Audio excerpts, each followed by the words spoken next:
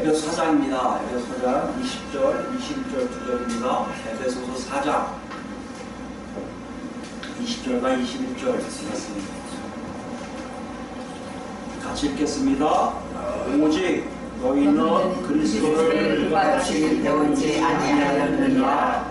진리가 예수 안에 있는 것 같이 너희가 참으로 그에게서 듣고 또한 그 안에서 가르침을 받았을진데. 아멘. 기도하시겠습니다. 아버지 하나님 감사합니다. 하나님의 말씀을 또 듣습니다. 하나님, 이 말씀이 굉장히 귀하고 귀한 줄 압니다. 하나님, 이 시간에 하나님의 음성으로 들을 수 있도록 우리 마음속에 있는 마음밭을 열어주시옵시고, 어제 하나님 말씀에 하나님 뜻대로 살겠다는 다짐이 순종함으로 나타날 수 있도록 주여 응답해 주십시오. 무엇보다 살아 역사하신 하나님이 누구신지를 정확히 알아서 그 하나님과 손잡고 가는 동해의 삶을 살 수 있도록 주여 인도하여 주시옵소서. 하나님, 갈수록 점점 하나님의 역사하심이 그립습니다. 기다려집니다. 하나님, 이루어 주시옵시고 하나님 살아계심을 만천하에 증거할 수 있는 아버지 정물이오나 하나님의 음성을 듣고 나아가는 삶이 될 수 있는 우리가 될 수 있도록 주여 인도하여 주시옵소서. 아멘. 주님의 예수 손으로 감사하며 기도드립니다. 아멘. 제가 우리가 하나님의 자녀가 된다는 것은 어떤 계기가 있다고 말씀드렸습니다. 그 계기가 뭐죠? 그리스도를 배우는 거예요. 우리에게 그리스도를 배우는 시기가 있다면 우리는 하나님 자녀로 가게 되어 있다는 거죠. 지난 시간에 우리가 뭘 알아봤습니까? 그리스도를 배우고 있느냐를 우리가 하겠는데 그 중에 뭐가 있다고 했어요? 두 가지가 있다고 했습니다. 11절 말씀이 두 가지였는데 그 첫 번째를 얘기했죠? 그게 뭐예요? 글을 듣고요. 듣는다는 게 뭡니까? 그냥 소리를 인지하는 게 아니라 뭐라는 거예요? 주의하고 경청하고 그분의 말씀에 대해서 정확하게 이해해서 내가 수용하는 거예요. 그래야만 뭐가 있다? 구원이 있다고 말씀드렸습니다. 여러분 일주일 동안 한번 생각해 보셨어요? 여러분 감사하셨습니까? 정말 그리스도를 듣고 계셨습니까? 그렇다고 여러분은 그리스도를 배우고 계셨고 하나님의 자녀였다는 것입니다. 그 자녀로 살고 있는 것이고, 오늘은 두 번째 요소입니다. 21절 보시면요, 뒷부분에 그에서 듣고 또한이라고 나오죠. 그 다음입니다. 그의 안에서 가르침을 받았을 진대입니다. 가르침을 받았을 진대. 여기서 가르침을 받았을 때는 우리에게는 두 단어로 나오고 있지만 실제로는 한 단어입니다. 한 단어인데 그것의 수동형이에요. 이게 무슨 단어입니까? 가르치다예요. 가르치다. 가르치다는 단어가 우리에게 중요한 거예요. 그리스도를 배우는 두 가지는 하나 듣다, 또 하나 뭐라고요? 가르치다예요. 근데 여기는 가르침을 받다예요. 수동형으로 나왔다는 겁니다. 가르침을 받다예요. 그럼 가르치다가 뭡니까, 여러분? 가르치다 원래 이런 얘기예요. 이거를 내가 받아들이기 위해서 반복적으로 손을 뻗는 행위를 가르치다라고 나와요. 이걸 내가 받아들이기 위해서 반복적으로 손을 뻗는 행위를 가르침이라고 얘기했어요. 이것을 더 나가서 뭐예요? 반복적이고 계속적으로 뭐요? 관계를 통해서 알게 되는 것이보다 가르치다예요. 그러니까 흔히 그냥 뭐 여기 알아서 해라 이게 아니라 관계적인 의미가 있다는 것이죠. 그것도 반복적이 돼야 되고 계속적이 돼요. 무엇인가를 가르치기 위해서 반복적이고 계속적으로 해서 얻어지게 하는 것, 이게 뭐라고요? 가르치는 거예요. 가르치다라는 뜻입니다. 그 당시 돌아가면 이 단어는 원래 어디에 가장 적합하면 여러분 아시겠지만 스승과 제자예요. 스승과 제자. 이 스승은 뭐예요? 제자가 발전되기를 원해서 끊임없이 뭔가를 가르치고 그러면서 발전되는 것만큼 실제적인 지식을 전수하기 원하는 거 아니에요. 이 행위가 뭐라고요? 가르침의 행위예요. 여러분 일반적인 가르침이 아닌 걸 기억하시기 바랍니다. 사실 중요한 게 뭐라고요? 반복적이고 계속적으로 관계를 통해서 알게 하는 행위, 그것이 가르침. 그 하다가 바로 가르치다라는 동사입니다. 이것을 가지고 그대로 성경이 가져왔어요. 성경은 어떤 의미가 있을까요? 믿음에 대해서, 혹은 뭐죠? 그리스도의 삶이 어떤 것인가에 대해서 누군가에게 뭐가 나올까요? 반복적이고 계속적으로 알게 하는 행위, 이게 가르치는. 가르치다는 얘기가 뭡니까? 반복적으로 계속적으로 알게 하다가 되겠죠. 이게 바로 바울 사도가 우리에게 질문하는, 독자들에게 질문하는 거예요. 그래서 가만히 생각해봐. 내가 와서, 바울 사도가 와서 너에게 뭘 했지? 가르쳐 줬잖아요. 너희는 뭐야? 가르침을 받았죠. 그렇다고 가르침을 받았다면 분명히 하나님의 자녀가 되는 거야. 너희가 가르침을 받지 않았다면 하나님의 자녀가 지금 되지 않았을 거야. 다시 얘기할까요? 이방인처럼 살았을 거라는 얘기예요. 사도 바울은 에베소 교인들에게 그것을 강조하고 있어요. 너희가 정말 가르침을 받고 있었냐? 받았냐? 라고 물어보다는 거예요. 우리도 마찬가지로 똑같이 질문을 하고 있습니다. 여러분, 가르침을 받는 행위가 우리 안에 있습니까? 여러분, 여태까지 신앙생활 하면서 가르침을 받은 적이 있습니까? 그리고 그것도 반복적으로 계속적으로 지금도 계속하고 있습니까? 그 여러분 뭐라고요? 하나님의 자녀답게 살고 있다는 것이에요. 근데 희한하잖아요? 분명히 뭔가 기억에 있는데 뚜렷하게 내가 하나님 자녀답게 사는 것이 내 안에 없다 한다면 뭔가 좀 잘못되고 있는 거 아니에요? 그 어디서 잘못됐을까요? 오늘 우리 이것을 같이 우리 내면을 우리 각자의 삶을 통해서 누구도 안 볼 거예요. 하나님 여러분과 각자 그렇게 얘기하시고 생각하시고 한번 보시고 그러기 위해서는 가르침을 받다는 뜻을 정확하게 이해하셔야 돼요. 오늘 본문에서 본문을 읽었지만 듣고 또한 이게 엔드죠. 듣고 바로 뭐 하는 거예요? 가르침을 받았다는 거거든요. 듣는 건 뭡니까? 누군가를 통해서 예수 그리스도를 들었다는 거예요. 뿐만 아니라 예수 그리스도의 죽으심과 부활하심과 높이 되심을 다 들었단 말이에요. 그리고 그분과 계속해서 주위에서 그분의 내용을 들으려고 있었다면 너희가 지금 뭐 하고 있다는 거예요? 배우고 있다는 거예요. 이거는 같이 가는 것이지 듣는 것 따로 배우는 것 따로 갈 수는 없다는 거예요. 그리고 이것을 더 뚜렷하게 우리가 이해를 하기 위해서 신명기라고 해요. 신명기 4장을 보시면 신명기 구약 앞부분에 있습니다. 구약 265페이지 신명기 4장 10절 말씀이에요. 신명기 4장 10절 4장 10절입니다. 내가 호렙산에서 어디죠? 신의 산을 얘기합니다. 호렙산에서 내 하나님 여호와 앞에 섰던 날에 내가 호렙산에서 내 하나님 여호와 앞에 섰던 날에 여호께서 내게 이르시기를 여기 내가라는 것은 유대인들 얘기하겠죠. 그죠? 내가라는 또 누구예요? 모세겠죠. 그죠? 내게 이르시기를 나에게 백성을 모으라 내가 그들에게 내 말을 들려주어 그들이 세상에 사는 날 동안 나를 경외함을 배우게 하는 건 누가 말씀하시는 거예요? 하나님이죠. 하나님이 모세에게 지시한 내용을 얘기하는 거예요.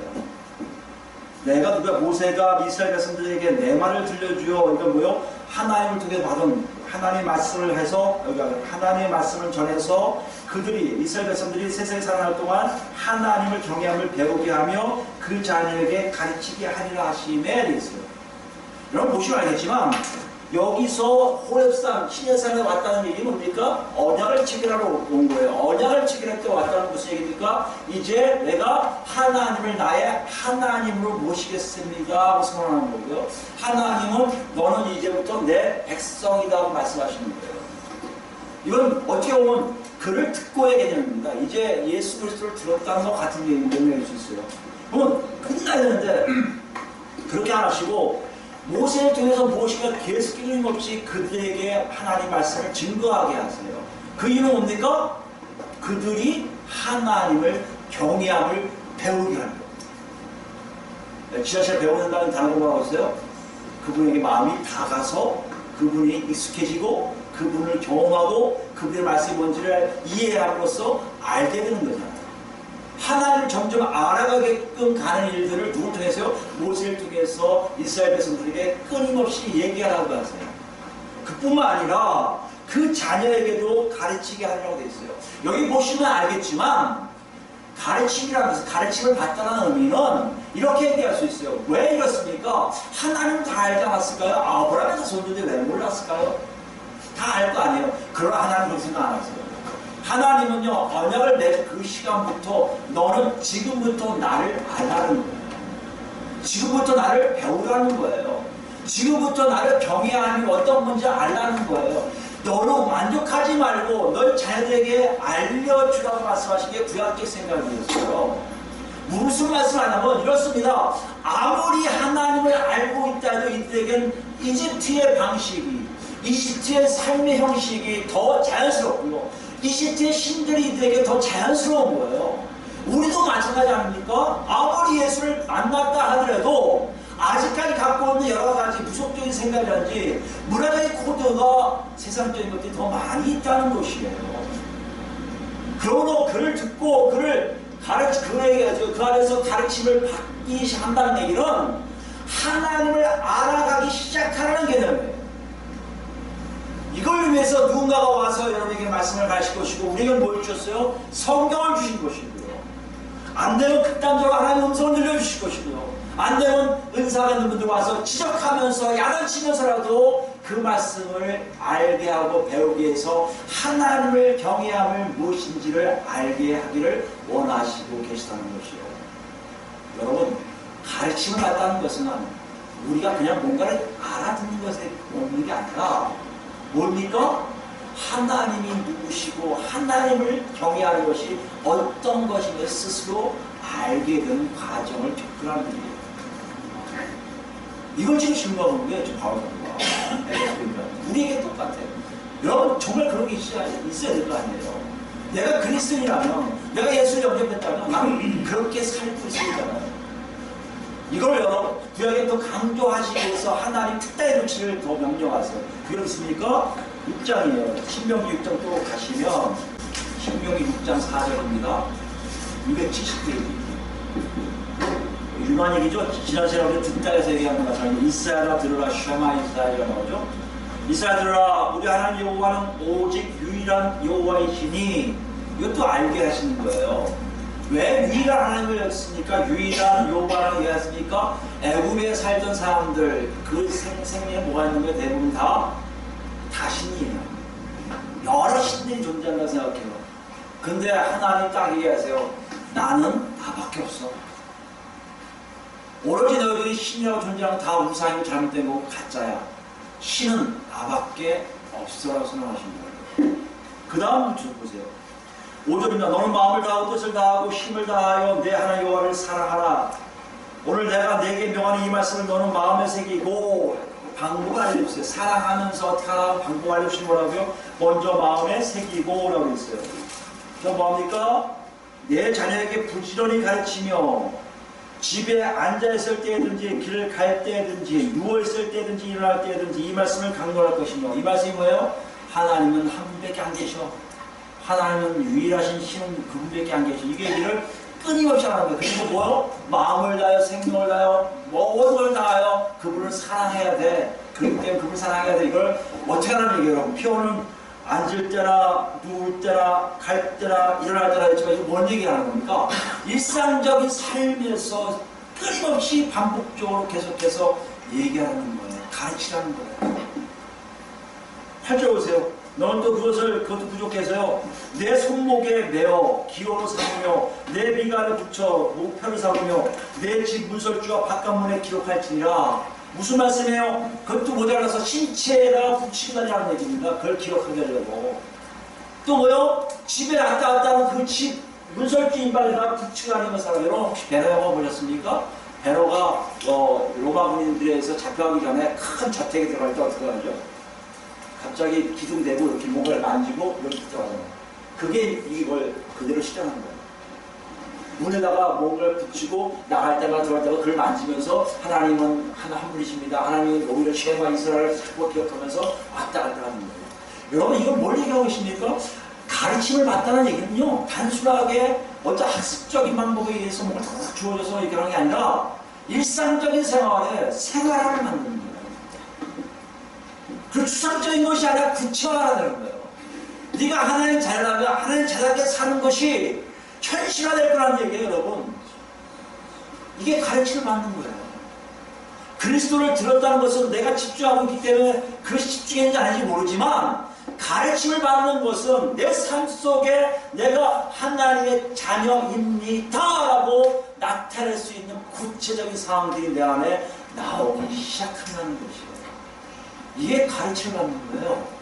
그러므로 바울 사도가 얘기하는 건 이겁니다. 너희가 듣고 가르침을 받다는 의미는 단순하게 그런 것이 아니라 실제적으로 예수 그리스도를 만났으면 네 삶 속에 날마다 조금씩이라도 하나님을 알아가면서 성장하고 있어야 된다는 거예요. 그래서 물어보는 거예요. 너희가 가르침을 받았니? 난 분명히 가르쳤거든. 똑같은 얘기예요. 하나님 우리에게 얘기하세요. 여러분 언제 예수를 믿으셨는지 모르지만 그때부터 지금까지 쭉 생각해 보세요. 가르침을 받았습니까? 받았어요. 분명히 생활의 변화도 있어요. 하나님에 대해서 많이 알게 됐어요. 지적인 것도 많이 들었어요. 내가 하나님 자녀라고 얘기할 수 있을 정도의 모든 것이 내 안에서 풍족하게 나올 때가 있습니다. 실제적으로요, 한국교회를 보면요, 예수님의 명령자, 예수님 명령이 뭐예요? 똑같지 않습니까? 마태복음 28절, 20절이죠. 우리 몇 번 읽어서 보지 않을 텐데, 집에서 한번 찾아보세요.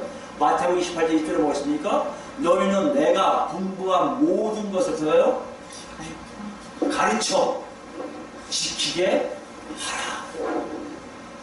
예수님의 말씀이나 여호와 하나님의 구약의 여호와 하나님의 말씀이랑 같은 거예요. 너희 자녀들에게 가르쳐야 돼. 똑같아요. 제자들에게 얘기하신 얘기가 내가 그동안 공생의 기간 동안에 너희들한테 얘기한 게 많이 있지 않니? 이제 모든 족속을 너희 제자로 삼을 건데, 나의 제자로 삼을 건데, 너희가 그들에게 내가 너희에게 얘기한 모든 것을 가르쳐서 어떻게 하라고요? 지키게 하라는 겁니다. 가르치는 걸 끝나지 말고 삶에 나오게 하라고 말씀하신다는 얘기예요. 이 말씀이 한국교회 80년대를 강타했어요. 강타해서 뭐가 나옵니까? 교회를마다 설교 공부가 아니라 제자훈련의 이름으로 많은 프로그램을 합니다. 아마 거의 같은 프로그램들을 교회 옮겨가실 때마다 하실 거예요. 여러분 열성적인 분들은 교회 가셔서 이사 가셔서 교회 가시면 거기서 끝나지 않고 그 교회 열심히 하실 거 아니에요. 등록도 하고. 그러면 똑같은 수업을 계속해서 반복적으로 두세 번 이상 들으시는 분도 계시더라고요. 한국에 전반적으로 제자훈련을 하고 있습니다. 한국이 전반적으로 가르침에 익숙해 있습니다. 하나님 누구신지를 얘기할 수 있어요. 하나님이 누구라는 얘기뿐만 아니라 전도하면서 얘기할 수도 있을 정도로 나는 하나님의 자녀다움 같은 것이 이 안에 있다고 생각할 정도로 많이 지식적으로 쌓은 것은 사실이에요. 그런데요, 엄밀히 한번 얘기해 봅시다. 여러분 마음에 하나님 앞에 딱 쓰고 내가 정말 하나님 자녀답게 살고 있는지를 확인해 볼 때는 자신감이 사라지잖아요. 쑥 꺼지잖아요. 도망가고 싶죠. 목사의 제사지만 저도 그런 게 많아요. 설교를 하고 뭐 할 수 있지만 형사같이 살다 보면 내가 하나님 자녀답게 사는 게 뭐가 있지라고 보면 하나님 앞에 감히 고개를 들 수 없을 정도로 창피하고 어쩌습니까? 왜 그럴까요? 하나님 우리에게 그렇게 하라고 하셨을까요? 아니요. 하나님 분명히 얘기하십니다. 네가 가르침을 받았다면 하나님 자녀다움이 네 삶 속에 현실화될 것이고 구체화될 거라고 말씀하세요. 그런데 안 나온 이유가 뭐예요? 그 본문을 통해서 우리가 그 힌트가 됩니다. 다시 본문 올까요? 본문 보시면요, 뭐라고 되어 있어요? 그 안에서라고 있어요. 그 안에서 가르침을 받는 건 사실이에요. 여러분 조금 열심히 교회에서 하시는 건 거의 다 받으셨을 거예요. 그 안에 있는데 우리가 그 안에서에 대한 개념을 실패하고 있다는 거죠. 가르침은 받았는데 어디서 받아야 된다는 얘기예요? 그 안에서요. 그 안에서가 뭡니까? 그리스도예요. 그리스도 안에서 가르침을 받아야 되는데 우리는 그 안에서 가르침 받는 것을 실패하고 있다는 것이에요. 오늘 사도 바울에게 좋은 힌트를 주세요. 내가 너에게 얘기할 게 있어. 들었지? 지난 시간에 얘기했잖아요. 글 듣는 얘기 뭐예요? 그분과 일대일 관계를 통해서 누림을 얘기한다면 그 안에서 배우는 일들, 그 안에서 가르침을 받는 일들 분명히 있다는 것이에요. 목사들에게, 성경 공부 교사들에게 다 배웠지만 그 배운 내용들이 다 어디 있었냐고요? 그 안에서 있어야 된다는 거예요. 그 안에서 있는 것을 우리가 실패했단 말이에요. 그 안에서 있는 게 뭡니까? 하면요, 대부분 선배들 뭐라고 얘기해요? 저도 예수 믿고 착하니까 대부분 교회 권사님이나 이런 어른들이 오셔서 예수 잘 믿는 거 먼저 내가 얘기하게 되면요, 새벽기도 나와야 되고 수요예배 드려야 되고 철야기도 드려야 되고 주일성전 당연하고 11조는 분명히 해야 되고 주일업은 반드시 해야 되고 누가 봉사하면 하나님께서 시키는 게 반드시 해야 되고 더 나가더라고. 제때 여기까지 없거든요. 그 다음에 들어온 사람은 전도까지 오게 이거 끝나는데 요즘 아예 성경까지 해야 돼요. 이걸 하지 않으면 우리가 성장이 안 된다고 이렇게 하고 있어요. 그러니까 무진장 거기에 있어요. 하루도 빠지지 않고 예배 시간에 막 애를 쓰고 실력과 진정을 올린다고 정신 바짝 차려도 좋을 일만 꼬집어야 되고 뭔가 막 애를 써야 되는 자신이 모습이 하나님 자녀다라고 생각했단 말이에요. 그럼 또 물어볼게요, 여러분.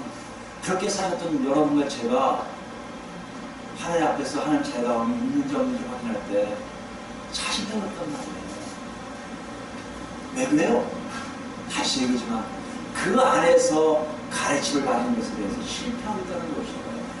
여러분, 제가 그 안에서 가르침을 받는 것이 무엇인지를 정확하게 얘기할 수는 없어요. 그러나 성령께서 여러분 안에 오셔서 알려주셔서 이것이 그 안에서 가르침을 받는 거나 한 가지 이상이라도 알고 갔으면 좋겠습니다. 그런 의미로 제가 알고 있는 것만 전하는 겁니다. 여러분이 알고 있는 것도 플러스해서 그 안에서 가르침을 받는 것이 무엇인지를 빨리 정리하셔야 우리가 비로소 하나님 자녀답게 사는 것을 나타낼 수 있다고 믿습니다. 이제 볼까요? 어떤 것일까요? 다시 신명기로 갈까요? 신명기 4장입니다. 아까 읽은 거 10절 다음이에요. 11절부터 볼까요? 11절부터입니다. 잘 읽습니다. 너희가 가까이 와서 산 아래 서니 시내산 때 얘기해요. 그 산에 불이 붙어 불길이 충천하고 어둠과 구름과 흑암이 덮였는데, 신명기 4장입니다. 11절. 지금 12절 있습니다. 여호와께서 불길 중에서 너희에게 말씀하시되 음성뿐이므로 너희가 그 말 소리만 듣고 형상은 보지 못합니다. 하나님 그러시는 거야. 너 내 모습 봐서 못 봤어. 못 봤지. 음성만 들었지. 예, 그랬단 말이에요. 이 시점은 중요한 게요. 여호와께서 그의 언약을 너희에게 반포하시고 너희에게 지키라 명령하셨으니 곧 십계명이며 두 돌판에 친히 쓰신 것이라. 그때 여호와께서 14절입니다. 너희에게 명령하사 너희에게 규례와 법도를 교훈하게 하셨나니 이는 너희가 거기로 건너가 받을 땅에서 행하게 하려 하십니다. 무슨 말씀이에요? 시내산 언약에 있을 때 하나님이 하신 내용을 잘 보시면 어떤 일 하셨다고요? 목소리만 들려주셨어요. 형상이 안 보여요. 그런데 언약을 지키라고 말씀하세요. 언약을 지키라고 하시면서 주시는 게 뭐라고요? 두 돌판이에요. 십계명이 적혀있는 두 돌판 줬어요. 이 당시 사람들은요, 그래서 구약 사람들은요, 오로지 뭘 연구하는데요? 십계명에 적혀있는 두 돌판의 십계명을 비롯한 그 다음에 모세가 얘기한 규례와 법도와 이걸 공부하면 돼요. 우리가 흔히 얘기한 율법을 공부하면 됐어요. 율법 안에서 배우기 시작하는 거예요, 이 사람들은요. 율법 안에서 열심히 배우기만 하면 이 사람들은 하나님을 경외하는 것이 뭔지를 조금씩 더 알아가게 되어 있다는 것이에요. 이것이 뭐라고요? 구약 백성들의 모습이에요. 그래서 주신 게 뭐라고요? 두 돌판이에요. 그래서 주신 것이 법계예요. 그래서 주신 것이 성전이에요. 그래야 이 사람들이 하나님이 저 두 돌판에 쓰신 십계명대로 사는 것이 하나님을 배우는 것이라고 알게 되었단 말이에요. 이게 뒤집어졌어요. 신약에서 그 안에서요. 그리스도 안에서예요. 두 돌판이 아니에요. 율법이 아니에요. 그리스도 안에서 하나님을 배우게 되어 있다는 거예요. 이것이 정리가 안 됐어요. 우리는 뭔가 행하면, 율법적으로 지켜서 행하면 하나님을 안다고 착각하고 있을 뿐이니까 하나님의 방법은 그게 아니에요. 율법을 통해서 하나님을 알던 시대가 아니라 그리스도를 통해서 하나님을 알아가는 시대로 우리를 인도하셨는데, 우리의 우둔함이, 우리의 무지함이 이쪽으로 가지 않고 다시 율법을 끄집어내서 줄 성수 잘하니까, 예배 열심히 드리니까, 기도 3시간 이상 하니까, 내가 봉사 많이 하니까, 성교하니까, 전도하니까 나는 하나님 많이 한다 착각하고 있다는 것이요. 물론 하나님을 알 수 있지만 성장에는 한계가 있을 수밖에 없다. 이걸 정확하게 하게 옵니까? 마태오 19장 내용입니다. 마태오 19장 가볼까요? 마태오 19장은 여러분 잘 아시는 내용인데요. 16절부터 보시면 여기는 없지만 어떤 사람이 나와요. 근데 어디에서는 어디 문화보고에서는 부자 청년이라고 표현되어 있습니다. 부자가 바로 부자 청년 되어 있어요. 어떤 사람이 와서 예수께 물어봐요. 선생님, 내가 무슨 선한 일을 하여야 영생을 얻으니까 그래요. 여기 보시면 알겠지만 사람들이 갖고 있는 생각이 대부분 여기 있어요. 내가 무엇인가를 해야만이 영생을 얻는다. 무슨 말이에요? 하나님 자녀답게 하나님 안에서 살고 있음을 우리도 스스로 자꾸 물어봐요. 또 목사가 설교를 끝나고 나오면 대부분 물어보시는 게, 그럼 목사님 이거 하면 하나님 뜻이에요? 이거 안 하면 되잖아요. 이걸 자꾸 물어봐요. 이게 일반적으로 우리가 갖고 있는 세상적인 삶이고 종교화된 삶이란 말이에요. 당연히 그럴 수밖에 없겠죠. 그런데요, 이렇게 하는 것이 우리 안에 있다면 우리는 질문을 바꿔야 해요. 왜요? 예수님이 뭐라 하시냐면, 어찌하여 선한 일을 내게 묻느냐? 선한 일은 오직 한 분이시라. 내가 생명 들어가려면 계명들을 지켜라. 계명을 지켜라 말씀하세요. 여기 가니까 청년들을 접근하는 거예요. 이거만 우리가 보고하세요. 목사님 계명 지키라고 했죠. 아니에요. 지금 청년들을 깨닫게 하려고, 청년을 깨닫게 하려고 이렇게 바꾸신다는 거예요. 그 이상을 얘기하는 거예요. 다 지켰어요. 그러니까 20절 보세요. 그 청년이 이르되, 여기 나오죠. 여러분 아시죠? 18절부터 나오면 뭐예요? 다 대부분 살인하지 마라, 간음하지 마라, 도둑질하지 마라, 거짓 증거하지 마라, 부모 공경하라, 내 이웃을 내 자식아 사랑하라. 이 다 모든 게 뭐예요? 10계명 내용이에요. 이거 아까 얘기한 하나님이 두 돌판에 새겨진 10계명 내용을 그대로 얘기하신 거예요. 구약의 하나님 너에게 주신 메시지를 전하는 거예요. 구약 백성이니까. 그때 이 청년 뭐라는 거예요? 20절에요. 이 모든 것을 내가 지켜 싸운데 아직도 무엇이 부족하니까? 여기 두 가지가 여러 가지 있지만 좋게 얘기합시다. 청년이 정말 영적으로 갈급한 사람이라고 얘기할게요. 좋게 얘기해, 좋게. 저 안 좋게, 문맥적으로 안 좋게 얘기하면 되지만 좋게 얘기하면 될 거예요. 내가 뭐가 부족해요? 다 지키고 있는데. 10계명 다 지키고 있어요. 잘 들으셔야 돼요. 10계명 다 지키는 것이 하나님 뜻이었습니까? 아니죠. 뭘 배우라고 했어요? 하나님을 경외함을 배우라고 했죠. 이 청년 지금 뭐에 대해 익숙한 거예요? 그 다음 얘기한 거예요. 그 다음 뭐요? 계명에 들은 10계명에 들은 두 돌판과 모세가 얘기한 규례와 법도만 잘 지키면 된다고 자기도 모르게 배우고 거예요. 뭘 중요시하라고요? 하나님을 경외함을 중요시하지 않고 자기가 갖고 있는 여러 가지 계명을 자기 나름대로 열심히 지키면 된다고 생각한 거예요. 그런데 우리가 좋게 여겨서, 그런데 뭔가 부족한 거예요. 우리처럼 열심히 기도하고 열심히 예배생활하고 다 본사 다 했는데 뭔가 이렇게 거절한 거예요. 내 안에 하나님이 없는 것 같아요. 그래서 물어보는 거예요. 부족한 게 뭐예요? 어떻게 예수님이 뭐라 그랬어요? 21절이에요. 가장 그들이 그가 갖고 있는 가장 장점을 다 포기하라는 거예요. 내가 온전하고 잘지인데 가서 내 소유를 팔아 가난한 자들에게 주라. 그리하면 하늘에서 보화가 내게 있으리라. 그리고 와서 나를 따르라 하시니, 청년이 재물이 많음으로 이 말씀을 듣고 근심하며 가니라. 무슨 말씀이에요? 가장 장점이라 여겼던 것을 포기하라는 거예요. 이 세상을 살아가면서 나는 이것만 있으면 돼야 하는 게 있어요. 지식이 있습니까? 힘이 있습니까? 성적인 우리가 얘기하는 남자였으면 남자면 돼. 그런 사람 있습니까? 그거 버리라는 거예요. 그거 버리면 너는 하늘에서 보아가 내리고 넌 나를 따라와. 무슨 말씀이에요?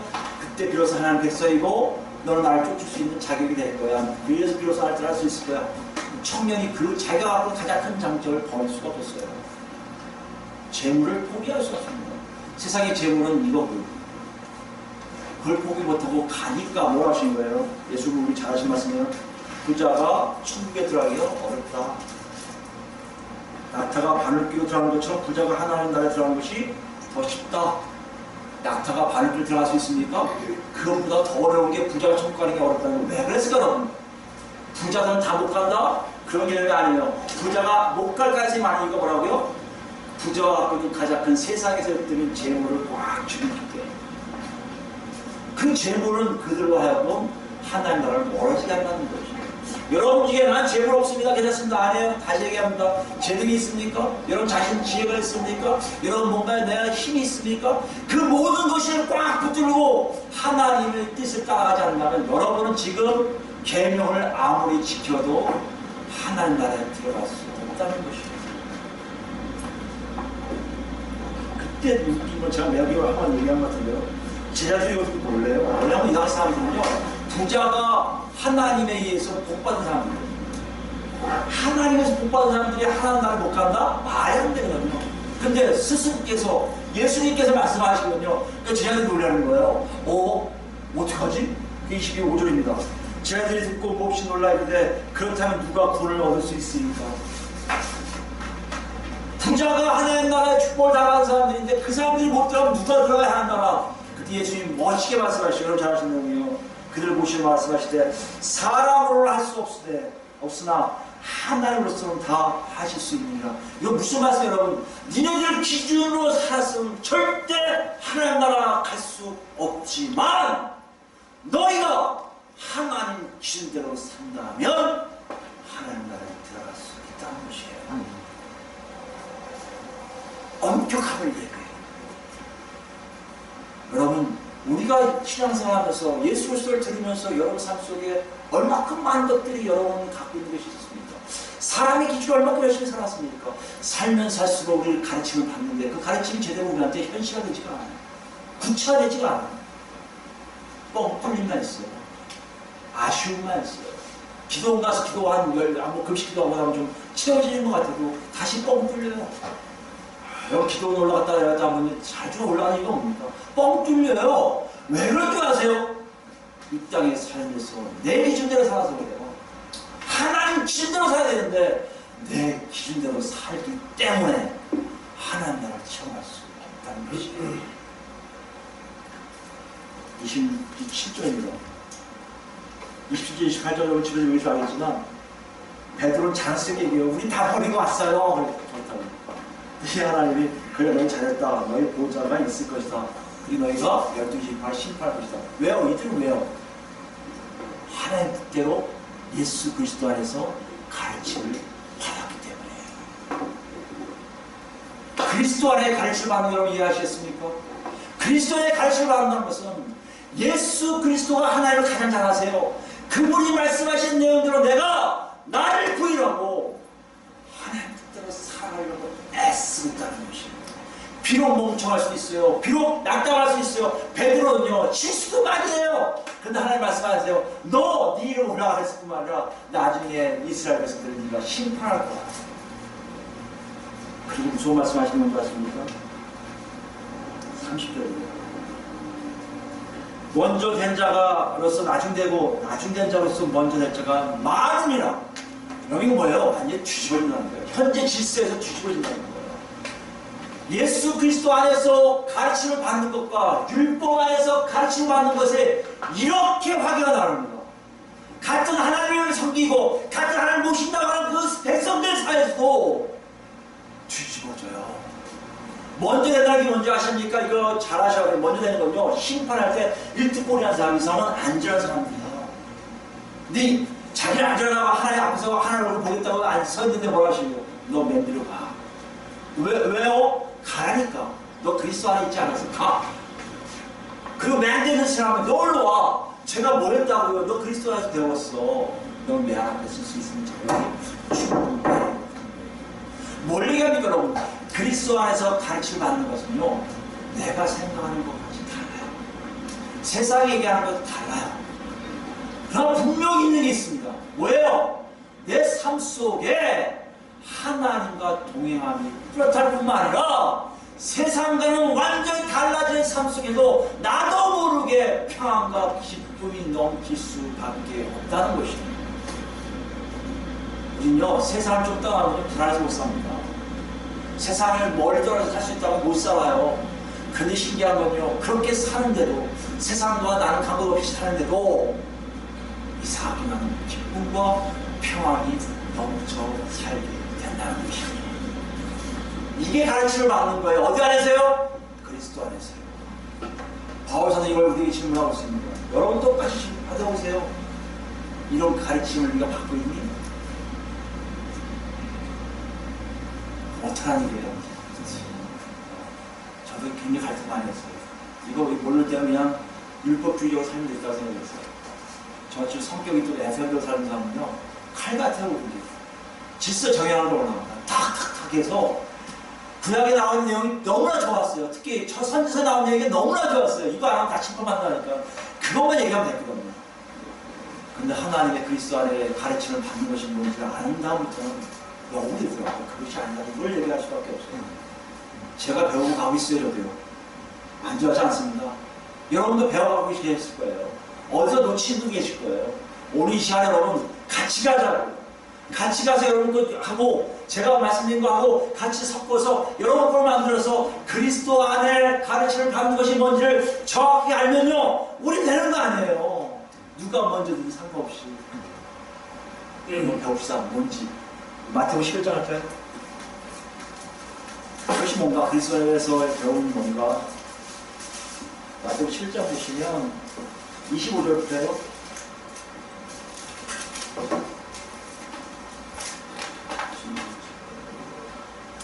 마태복음 11장 25절 말씀입니다. 제가 읽습니다. 그때 예수께서 대답해 이르시되 천지의 주제이신 아버지여 이것을 지혜롭고 슬기는 자들에게 숨기. 이것이 뭐예요? 하나님의 역사예요.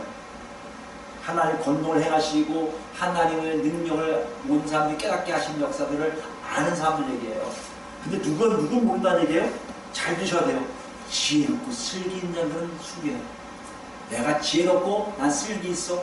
내가 이 땅에 살 때 얼마나 잘 살고 있는데 모든 것이 내 방법대로 다 되는데 탁탁탁 A 플러스 B는 C 탁 나오는데 거기 플러스 D에서 E가 나오고 어떻게서 막 나오는데 나는 니들보다 훨씬 높게 살고 있어. 그런 사람들이 숨쉬었다는 거예요. 그 반대가 누구예요? 어린아이들에게 나타내시면 감사하다. 어린아이는 누구예요? 이 당시 어린아이는요 사람 취급도 없더라고요. 사람으로 이게 세지도 않아요. 개수하지도 않았어요. 여자와 똑같아요. 죄송합니다. 여성분은 죄송합니다. 그러나 그 당시였어요. 여자나 아이들은 사람의 숫자를 치우지도 않았어요. 어린아이는 어떤 존재입니까? 사람도 아니에요. 그러니까 뭐요? 오로지 의존할 수밖에 없는 존재예요. 따라갈 수밖에 없는 존재예요. 부모가 가장 가할 수밖에 없는 존재예요. 그렇기 때문에 부모들의 애들을 정확하게 가르치라고 구약에 나오고 있는 거예요. 어린아이들에게 나타났던 얘기는 자기가 슬기도 없고 지혜도 없고 아무것도 없습니다. 하나님뿐이 없어요. 하나님만 의지할 수밖에 없어요. 내가 할 수 있는 방법은 다 엉망이더라고요. 하나님 다 망하더라고요. 내가 하는 방법은 다 실패하더라고요. 이제 하나님 다 포기합니다. 하나님 좀 살려주세요. 좀 도와주세요. 그런 사람들에게 하나님의 역사를 알게 하셨다는 거예요. 여러분 어디 계세요? 내가 그리스도 안에 지혜를 그리스도 안에서 가르침을 하는데 하나님 자랑하게 살지 못하고 있습니까? 그러면 여러분 지혜가 있으세요. 여러분 가진 게 너무 많아요. 능력이 많아서 그래요. 버리세요. 포기하세요. 부인하세요.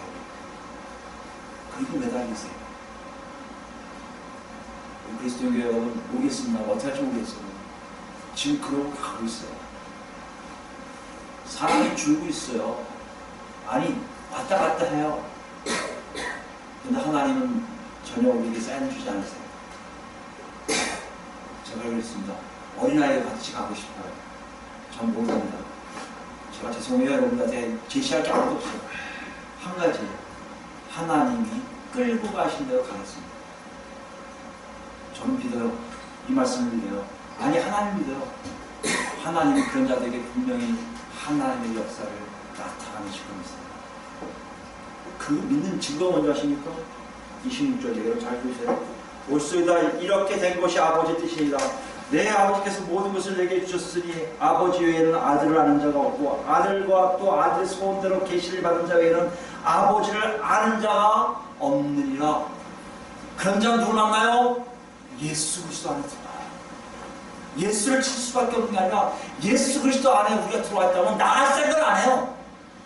그렇게 할 수 있다고요? 28절에요. 수고하고 무거운 짐진 자들아 다 내게로 오라. 내가 너희를 쉬게 하리라. 쉬게 하신다는 겁니다. 세상의 관점의 모든 것들 다 이제는 내가 할 테니까 너는 하지 마 하신다는 얘기예요.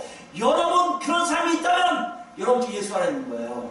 그 예수 안에 있는 증거가 또 뭡니까? 더 중요한 거요. 나는 마음이 오냐고 겸손하니 나의 멍에를 메고 내게 배우라. 그리하면 너의 마음이 힘을 얻으리니 이는 내 멍에가 쉽고 내 짐은 가벼우리라 하시니라. 예수 그리스도 때문에 내가 예수 그리스도를 닮아가는 삶이 나도 모르게 나온다는 얘기예요. 그래서 쉼이 있어요. 아무리 풍랑이 일어도 온유합니다. 아무리 나를 괴롭혀도 내 안에 평안이 넘쳐요. 왜요? 예수님이 그러신 분이기 때문에. 여러분이 지금 그리스도 예수 안에서 가르침을 받고 계십니까? 한 가지예요. 여러분 걸 포기해야 됩니다. 포기하고 그 안에 이렇게 매달리셔야 돼요.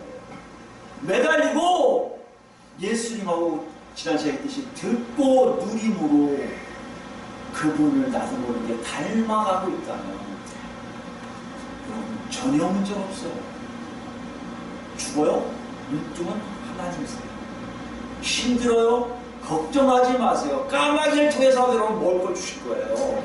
내가 갖고 있는 거 없다고요? 걱정하지 마세요. 건강이 없다고요? 걱정하지 마세요. 건강이 힘들어도 그걸 이길 힘도 분명히 하나님은 우리에게 주십니다. 여러분 그게 힘이에요. 이거를 사도 바울 어떻게 얘기했을까요? 본도후서 3장입니다. 15절 들어가요. 바울 사도는 이렇게 자기 경험담을 기록하고 있습니다. 위에 쭉 모세의 직분에 대해서 얘기한 다음에 그것보다 더 영광의 직분이 자기한테 있다는 거예요. 생명의 직분이니까. 그걸 얘기한 다음에 그들이 구약 백성들 어떻게 하고 있냐면요. 여러분 잘 아시지만 출애굽기를 쭉 읽다 보면 모세가 하나님 만나면 영광의 빛이 얼굴에 묻히죠. 얼마나 멋있습니까? 저는 이런 나중에 천국까지 가면요. 다 얼굴 될 거예요. 빛이 촉촉촉 거예요. 왜요? 하나님 직접 대면한 거예요. 모세는 그걸 미리 경험한 거예요. 그러니까 사람들이 놀라는 거예요. 여러분 제가 번쩍번쩍하고 있어서 숨어있으면 놀라실 거예요. 피할 겁니다. 그것도 다 그런 가릴 수밖에 없을 거예요. 모세가 그 짝이에요. 그러니까 사람들이 동화하니까 안 되니까 하는 연구 가리잖아요. 그 수건을 넣고 있어요. 수건 넣고 얘기를 하기 시작해요. 하나님 이렇게 여러분들 얘기했습니다. 이게 전통이 되는 거예요. 이 사람의 무지함이, 사람의 어리석음이 여기 있어요. 뭘 생각하고요? 아, 뒤집어 써야 되는구나. 수건을 뒤집어 써야만 하나님의 영광이 나타나는구나. 그래서 그때부터 이 유대인들은 어떤 일을 하니까 지금도 해당 나면요. 율법책을 읽는 사람들 다 수건을 뒤집어 쓰고 읽어요. 그래야 하나님의 영광이 나타난다고 생각하는 거예요. 바울 사도가요. 지금도 아닌 1세기 때 유대인하고 가장 그걸 정확하게 하는 사람이고 이 사람도 아마 됐을 거예요. 바울 사도가 바울 사도에게 전에 수건 쑥 쓰고 와서 율법을 읽었을 거예요. 그랬던 사람이 뭐라는 줄 아십니까? 15절이에요. 오늘까지 모세의 글을 읽을 때 수건이 그 마음을 덮어두라. 이거예요. 지금도 하고 다른 유대인들은요. 그런데 16절입니다. 그러나 언제든지 축제로 돌아가면 그 수건이 벗겨지리라. 무슨 말씀이에요, 여러분? 매개체가 있다고 생각하세요, 여러분들은 분명히. 아니에요, 여러분. 하나님 영광은요. 하나님은요, 여러분 1대1로 만나고 원하세요. 여러분 누굴 통해 계세요? 천주교가 잘못된 게 그란 말이에요. 왜 사제들을 통합니까? 아니에요. 하나님 여러분을 직접 만나기 원하세요. 빛을 주셔야 괜찮고요. 하나님과 동의하기 괜찮고요. 아무 문제가 없어요. 여러분 매개체를 두지 마세요. 내가 기도 많이 하면, 내가 금식 기도했더니, 내가 성경을 벽독 했더니 하나님 이렇게 했다. 그럴 수도 있어요. 그러나 다 방법은 다르고요. 그렇게 안 해도요. 하나님은 우리를 만나주세요. 이게 우리의 믿음이 없어요. 그래서 예수님께 전해주시면 너희가 진정 성령을 주서 거듭났느냐. 하나님 나를 채우느냐고 물어보시고 계시는 거예요. 바울사도 마찬가지예요. 너 정말 그리스도를 듣고 있었어? 그리스도에 대해서 소식을 듣고 영접했고 그분을 통해서 점점 귀를 기울이며 누리고 있어? 이걸 왜 물어보냔 말이에요, 여러분. 그렇다면 여러분은 수건이 필요 없어요. 어떻게 보면 목사도 필요 없어요. 목사는 왜 있습니까? 하나님의 말씀을 가르치라고 있을 뿐이에요. 도와주라고 있을 뿐이지. 여러분 목사한테 와서 목사님 기도해주세요. 나 모르니까 기도해주세요. 아니요. 제가 기도해서 내보겠지만 대부분 여러분의 기도를 하나님 듣고 싶으신 거예요. 바로 이걸 얘기합니다. 왜요? 17절이에요. 주는 영이시니, 주는 영이시라는 얘기 뭡니까? 예수 그리스도는 성령이 인도하시겠다는 거예요. 성령이 우리 안에 계시잖아요. 똑같이 있는 거예요. 주의 영이 계신 곳은 뭐에 있어요? 자유가 있느니라. 할렐루야. 여러분 놓치지 마세요. 여러분이 자유를 위해서 여러분 구원하신 거예요. 어떤 자유요? 하나님을 자유롭게 만날 수 있게 하시오. 뭔가를 위해서 율법책이, 성경책이, 수건이, 뭐 기도 많이 하고 불 뿌리고 뭐 해야만이 아니란 말이에요. 여러분, 하나님의 영이 여러분과 제 안에 있다면 그 성령을 통해서 자유함을 통해 하나님 만나게 됩니다. 어떤 자입니까? 18절이에요. 우리가 다 수건을 벗은 얼굴로 거울을 보는 것 같이 수건이 없으니 누굴 보게 합니까? 주의 영광을 바라보게 된단 말이에요. 주님을 만나려는 사모함이 있단 말이에요. 주님과 기도하기로 한단 말이에요. 슬기와 지혜로운 자가 아니라 어린아이로 아빠 하는 것처럼 하나님 주를 찾는단 말이에요. 그런 자들에게 하나님이 만나주시는데요. 어떻게 한다고요? 주의 영광을 그와 같은 형상으로 변화하여 나도 모르게 주님을 닮아간단 말이에요. 예수님이 말씀하신 거예요. 수고 뭐죠? 힘들고 수고가 뭐지? 수고로운 자들아 다 내게 오라는 그 말처럼 내게 오면 힘이 있다는 것처럼 하시는 말씀이 뭐예요? 니들이 나를 찾으면, 니들이 나를 정말 찾으면 너희들이 주처럼 주의 영광 보는 것처럼 하나 둘 바뀌기 시작한다는 겁니다. 내가 한 거요? 아무것도 없어요. 주님이 성령을 통해 우리를 바꿔놓으시는 거예요. 마지막에 걸작이에요. 영광에서 영광에 이르니 하나님의 영광을 바라봤습니까? 그 영광을 또 바라보고 또 바라보고 또 바라보고 주의 영광을 언제까지요? 정말 부활하여 하나님 앞에서 그 영광을 직접 볼 때까지 바뀌기 시작하는데요. 그 돌통이라고 뭐라고요? 곧 주의 영으로 말미암습니다. 오늘 사도가 오늘 얘기하고 있어요. 그리스도 안에서의 가르침을 받는 게 뭔지 알려주세요. 그리스도 안의 가르침은요, 내가 무엇을 했기 때문에 하나님이 나를 가르치는 게 아니라, 하나님을 알아가는 게 아니라, 내가 내 마음이 점점 더 어린아이같이 돼서 나를 부인할 뿐만 아니라 정말 그분 없으면 못 살겠습니다. 하나님 좀 봐주세요. 저 어떻게 됩니까? 어떻게 하면 좋습니까? 그때 내 안에서의 역사가 성령을 통해 나를 바꾸기 시작하는 겁니다. 그러면서 알게 돼요. 하나님 아버지 이러신 분이야. 하나님 이러신 분이야. 하나님 이러신 분이야. 그것이 점점 커진다는 얘기예요. 이걸 물어보고 있어요. 이렇게 너희가 가르침을 받고 있느냐? 그럼 다른 뭡니까? 아직 안 됐다고요? 괜찮으세요. 안 늦었어요. 아직 예수는 안 오셨어요. 오늘부터 하세요. 여러분의 지혜 다 버리시고요. 여러분 갖고 있는 생각 다 버리시고요. 하나님 앞에 낯짝 껴서 그분께 매달리세요. 그분과 교제하세요. 그분이 여러분을 팍팍 안 바꿀 수 있어요. 그러나 1년 지나고 2년 지나보면요, 내가 바뀌었네. 내가 오류하지 않았는데 오류함이 있네. 내가 악했었는데 이제 선이 많이 나오네. 이런 변화의 역사가 가르침의 역사를 깨달으시고, 네가 정말 주 안에서 그리스도 안에서 가르침을 받느냐 할 때 아멘! 할 수 있는 우리에게 예수 그리스도로 축원드립니다. 아멘.